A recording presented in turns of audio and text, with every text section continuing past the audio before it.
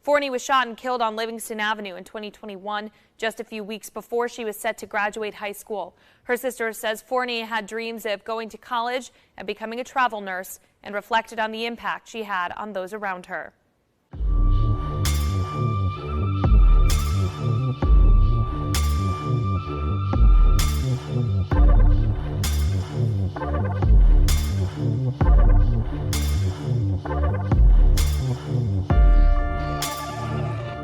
This is the story of Chyna Forney and her killer, who couldn't stop laughing at her family right inside the courtroom. Even the judge had to stop mid-sentence to stare at the defendant. Everyone in the courtroom was marveled. This guy is laughing, actually laughing. Chyna Forney's sister stands at the witness stand, tears streaming down her face. She's trying to describe the moment she found out her 18-year-old sister was dead. Albany on May 3rd, 2021, you were a co-defendant. Excuse me a second. Let the record reflect that the defendant is laughing during the victim impact statement. And Alvin Foy, the man who killed her, can't stop laughing. But here's what makes this case even more disturbing. Alvin Foy wasn't a stranger.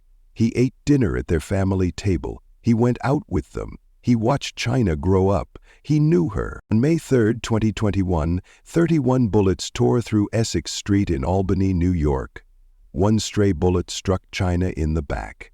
She was just 3 weeks away from graduating high school, 3 weeks away from starting her dream of becoming a nurse. Welcome to Crazy Dark Files. Right now, there are thousands of young people like Chyna Forney who are living in communities where gun violence has become normal, completely unaware that they could become the next victim of someone else's dispute. If you want to help spread awareness about gun violence and the systemic failures that cost innocent lives, then please like this video, share it, and subscribe to this channel. Your action now could help push for the changes needed to protect another young person who might be in danger. 3 days before Chyna Forney died, she posted on social media, "The best feeling in the world is knowing your parents are smiling because of you." She was 18 years old, class of 2021, just 3 weeks away from walking across the stage to graduate from Albany Leadership Charter High School for Girls. Chyna was the middle child in her family, but she never let that make her invisible. At her school, everyone knew her name. She was a track star, a leader on both the indoor and outdoor track teams. Every morning at 5:00 a.m., while most teenagers were still asleep, Chyna laced up her running shoes and ran through Washington Park, training for track season. Her coach described her as someone with a radiant, infectious smile and personality. She wasn't just an athlete, she was a leader. Chyna was also the captain of her school's dance team. Just months before her death, she led her team to victory at the Albany Black History Step Show. They won first place. The whole team would later dedicate all their future performances to her memory. But Chyna's biggest dream was to become a nurse. Her nursing school acceptance letter was already sitting on her desk. She had it all planned out. Graduate in June, start nursing school in the fall, become a traveling nurse. Help people, make a difference. Her sister Nazire described Chyna as a person with an authentic soul, a beautiful personality, a loving daughter, caring sister. She was a person with an authentic soul, a beautiful personality, a loving daughter, a caring sister, and a supportive cousin, and an amazing friend. Chyna made her parents proud. She had no children and no known romantic relationship at the time of her death. Her life was rooted in family, school, and community, places where she was loved and celebrated. Chyna was the kind of person who woke up early to chase her goals, the kind of person who led her team to victory, the kind of person who posted about making her parents smile. She had dreams, she had plans, she had a future. Chyna had her whole life ahead of her, but on May 3rd, 2021, that future was stolen in 30 seconds of chaos. This wasn't a stranger. This wasn't some random act of violence. Alvin Foy III knew Chyna Forney. He knew her family. He had eaten at their dinner table. He went out with them multiple times. He watched Chyna grow up. Think about that for a moment. The man who killed Chyna wasn't some enemy from across town. He was someone they welcomed into their home, someone they laughed with, someone they trusted. At his sentencing, Chyna's sister Nazaire stood before the court and spoke directly to Foy. Her words were filled with pain and disbelief. "You came and ate dinner with us," she said. "You went out with us multiple times, so we expected better from you." That's the weight of betrayal. It's not just the loss of Chyna, it's the violation of trust. When you came and ate dinner with us, you went out with us multiple times, so we would have expected better from you. It's the knowledge that someone who sat at your table, who smiled in your home, could take away someone you love. Foy didn't act alone. His co-defendant was 20-year-old Jamir Manning. Together, these two men would turn a Monday afternoon into a nightmare for the Forney family. But what makes this case so hard to understand is the relationship.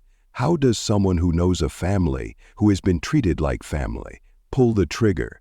How does he fire 31 bullets into a crowd where that family's daughter is standing? And perhaps the most disturbing question of all, how does he laugh about it 2 years later in court? Have you ever been betrayed by someone you considered family? How did you cope? Share your story in the comments below.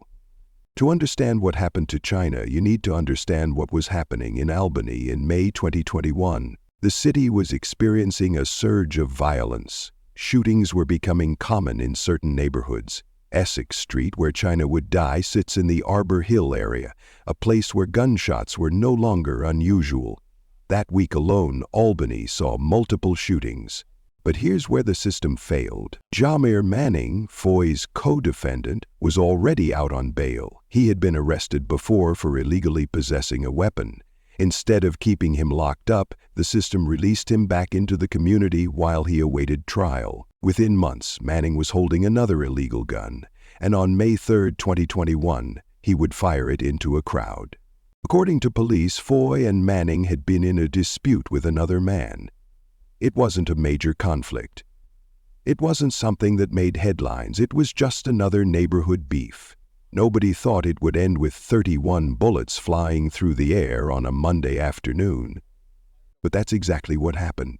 What the Forney family didn't know, what nobody could have predicted, was that their daughter would become collateral damage in someone else's war. Chyna wasn't involved in any dispute. She didn't have enemies. She was just visiting family on Essex Street after school, the same way she did most afternoons. She had no idea that two men with illegal guns were about to open fire, and she had no idea that one of those men was someone she knew, someone her family trusted. What state or city are you watching from? Is gun violence a problem in your community? Let us know below. On April 30th, 2021, 3 days before her death, Chyna posted on social media, "The best feeling in the world is knowing your parents are smiling because of you." She had no idea she only had 3 days left. May 3rd started like any other Monday. Chyna woke up, put on her school uniform, and headed to Albany Leadership Charter High School for Girls. She sat through her classes. She talked with friends about graduation, which was just 3 weeks away. She probably thought about her nursing school acceptance letter sitting on her desk. She probably thought about her future. At 2:30 p.m., school ended. Chyna made a decision that hundreds of Albany students make every day. She decided to visit family. She walked to Essex Street, just west of Rawson Street. It was a routine she followed most afternoons, nothing unusual, nothing dangerous. At 2:45 p.m., Chyna arrived on Essex Street. She had only 5 minutes left before bullets tear through her. Somewhere on Essex Street, a man was walking. He had no idea he was being watched. He was the target, the person Alvin Foy III and Jamir Manning had come to shoot. Court records show they had been feuding with him. The details of their dispute would never fully come to light, but it was enough to make two men grab illegal handguns and drive to Essex Street that Monday afternoon. From inside their vehicle, Foy and Manning saw their target. They also saw the crowd nearby. Teenagers and young adults were gathered on the street, talking, laughing, living their lives. Chyna stood among them with friends. She had just arrived from school minutes earlier. Neither Foy nor Manning stepped out of the car. They didn't confront their target face to face. Instead, they opened fire from the vehicle, turning Essex Street into a war zone. The first shot sent people running. Those who were there described a sound like firecrackers, but louder, angrier. The shooting lasted less than 30 seconds, but witnesses said it felt like forever. "I heard so many shots I couldn't count them," a neighbor told the Times-Union. Her car was parked on the street. By the time the shooting stopped, her back window was gone, replaced by shattered glass. 31 bullets left those guns. Investigators later find more than 40 shell casings scattered across the crime scene, some from Foy and Manning's weapons, others from previous incidents. Essex Street had seen violence before, but nothing like this. Their intended target took a bullet to the shoulder. He survived. He walked away from Essex Street that day. But Chyna didn't. One bullet, just 1 out of 31, struck Chyna in the back. She wasn't running. She wasn't hiding. She was just standing there when it hit her.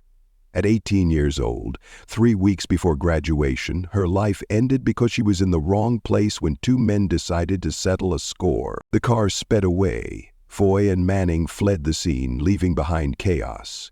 Cars sat riddled with bullet holes. Windows in nearby homes were shattered. And on the pavement, Chyna Forney lay dying. At 2:52 p.m., just 2 minutes after the shooting started, the first 911 call came in.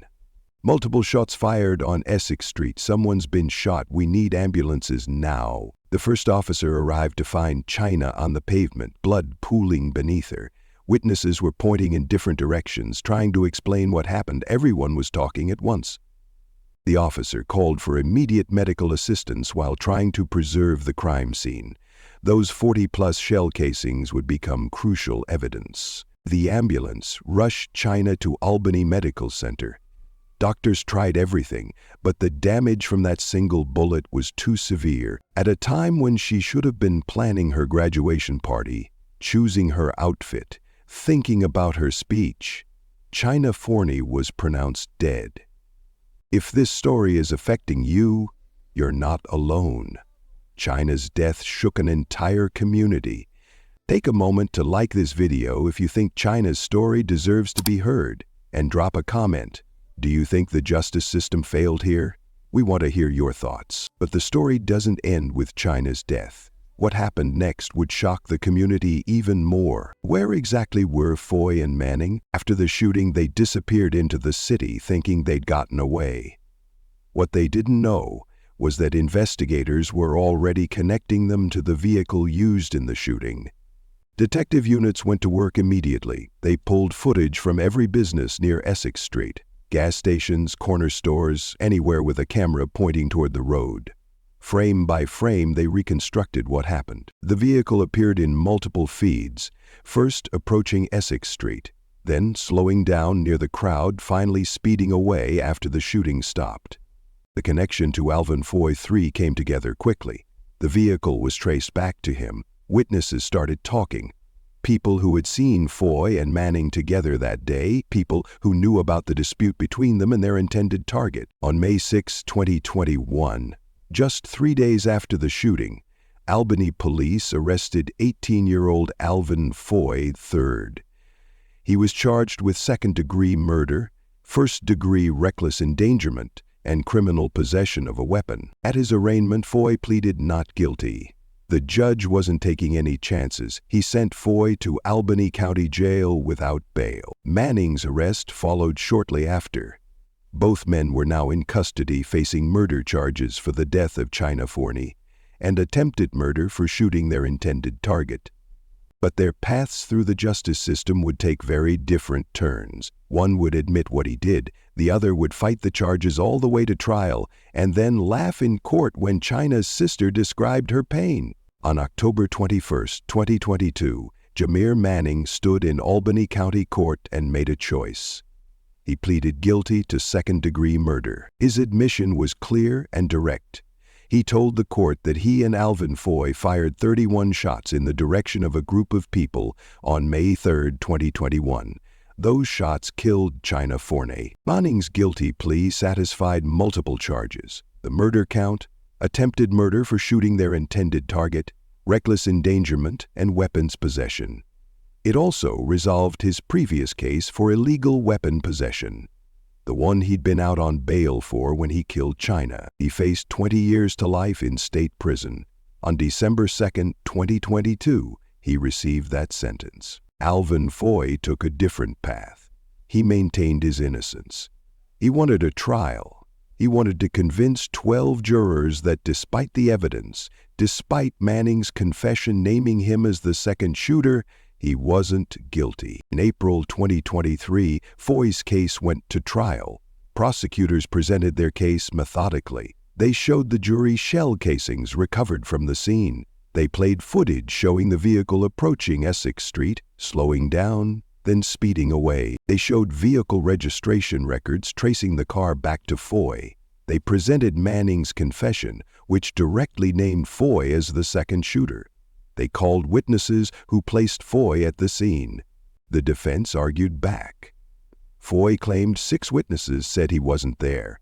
He said only 2 females on a FaceTime call placed him at the scene, and he questioned their credibility. The jury deliberated. When they returned, the verdict was clear. Guilty of second-degree murder, guilty of attempted murder, guilty of weapons charges. Acting State Supreme Court Justice Roger McDonough set sentencing for May 19, 2023, exactly 2 years and 16 days after Chyna Forney was killed. Nobody in that courtroom could have predicted what would happen on sentencing day. Nobody could have imagined that Alvin Foy would do something so shocking, so disrespectful, that even the judge would struggle to maintain composure. May 19, 2023, sentencing day. Chyna Forney's sister Nazare approached the stand to deliver her victim impact statement. The courtroom was silent. She began, "Alvin Foy, on May 3, 2021, you and your co-defendant..." She couldn't finish. Alvin Foy was laughing. Judge Roger McDonough stopped mid-sentence. "Excuse me a second. Let the record reflect that the defendant is laughing during the victim impact statement." Everyone in the Albany County Courthouse turned to stare. He was laughing, actually laughing, while the victim's sister tried to describe finding out her 18-year-old sister was dead. Despite the interruption, Nazaire pushed forward. Chyna was just 3 weeks away from walking across the stage to graduate high school. You took that opportunity away from her. Then she addressed the betrayal. "You came and ate dinner with us. You went out with us multiple times. So we expected better from you." When Foy's smile turned into laughter again, Judge McDonough had enough. "Want to address the court, Mr. Foy?" "Yeah, 6 other witnesses said I wasn't there. You have 2 females said I was there. That was on a FaceTime call." "Sir, we're not trying the case. The case has been tried. The jury was convinced beyond a reasonable doubt. Anything else you want to say to the court, sir?" "Yeah, you're a biased judge, and I can't wait till appeal sees my case. I'm innocent. Is that why you were laughing throughout the statement by the sister?" "She was laughing at me. Anything else?" "I'm innocent." Judge McDonough had heard enough. "The defendant stands before this court professing his innocence, and regardless of whether you admit to brutally murdering her, you wouldn't sit at sentencing and laugh about it. Here's the bottom line, sir. Anyone with a shred of human decency would not sit in the courtroom and laugh at the sentencing. Any individual with a shred of human decency would not laugh, regardless of whether he wanted to assert his innocence or not. He would not laugh and make a joke and slouch in the chair and act like this is a bus stop or a bodega or a park bench. Take the defendant back into the courtroom. Put him back into the holding cell. Pull his pants up while you're doing it, please, so the courtroom doesn't have to see. Sentence the defendant in his absence because he obviously has shown that he cannot conduct himself appropriately." Foy received the maximum sentence, 25 years to life in state prison. He'll be in his mid-40s before he's eligible for parole. Chyna Forney will still be 18. Some questions have answers. We know who killed Chyna Forney. We know how many bullets they fired. We know the exact time she died. But other questions remain, haunting this case like ghosts. What psychology explains Alvin Foy's laughter? Court observers, including Judge McDonough, were shocked by his behavior. This wasn't nervous laughter or shock. This was mockery. He laughed at Chyna's sister. He laughed at her pain. Even his own attorney, Jasper Mills, called it inappropriate. Outside the courthouse, Foy's father tried to explain. He said his son was laughing in disbelief, that the laughter came from shock at being convicted of something he didn't do. Mills offered a different explanation, telling News 10 that Foy's laughter stemmed from an interaction between the defendant and Nazir as she approached the stand. His reaction during the circumstances was inappropriate, I agree, but I believe that interaction kind of set him off. Neither explanation satisfied anyone who witnessed what happened. That week in May 2021, Albany saw multiple shootings. Chyna's death wasn't isolated. It was part of a wave of violence that had residents living in fear. Yet her case stands out, maybe because she was so young, maybe because she was so close to graduation, maybe because her killer laughed. After her death, word spread through Arbor Hill like wildfire. People began gathering on Essex Street. Some brought candles, others brought stuffed animals. Someone placed a 2021 graduation sign at the spot where Chyna fell. Within hours, a memorial had formed. The motorcycle group Albany High Rollers led a procession through the streets. Hundreds gathered. Her classmates showed up in their caps and gowns to give her the send-off she should have had at graduation. A GoFundMe page launched that evening to help the Forney family with funeral costs. The 2021 graduation at Albany Leadership Charter High School for Girls had an empty chair. Her classmates wore pins with her photo. 3 weeks. She missed graduation by 3 weeks. The school established a memorial scholarship in her name. Her dance team couldn't imagine performing without their captain, but they found a way to honor her. When they competed at the Black History Step Show the following year, they dedicated their performance to Chyna. They won first place again, for their captain who should have been there. Walk down Essex Street today and you'll see her face. A mural painted on a building wall shows Chyna Forney smiling, forever 18. Local artists created it in the weeks after her death, forever watching over the street where she died. Every May 3rd, the anniversary hits different. Her mother posts on Facebook, "Happy heavenly birthday to my beautiful baby." The messages are raw, unfiltered pain. "I'm so sorry you couldn't be here to celebrate your special day. If anyone knows, birthdays were your favorite. Ever since you left me, I've been so depressed. I still haven't slept a full night since the day you departed me." This isn't just another true crime story. This is about a community's failure to protect its children, about a justice system that released a dangerous man on bail, about the cruel randomness of street violence. Jamir Manning was out on bail for a weapons charge when he killed Chyna. The system prioritized his freedom over community safety. That week in May 2021, Albany saw multiple shootings. Illegal weapons were flooding neighborhoods. Gunshots were no longer unusual in Arbor Hill. Neighborhood disputes were escalating to deadly force. Chyna's death was preventable. If Manning had been held without bail, she'd be alive. If illegal guns were harder to get, she'd be alive. If conflict resolution resources existed, she'd be alive.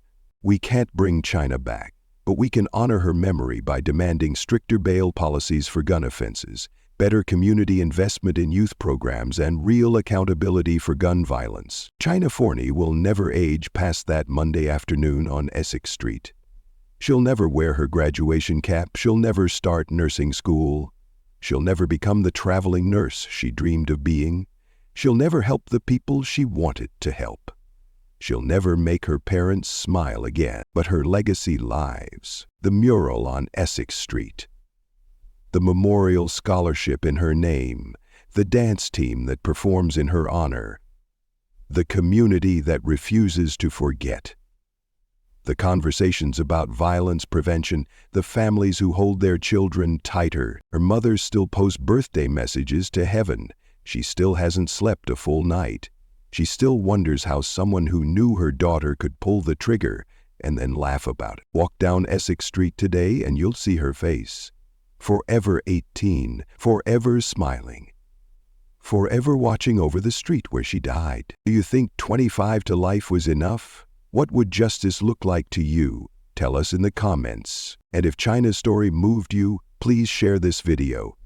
These cases need attention, not for entertainment, but for change, for accountability, for Chyna.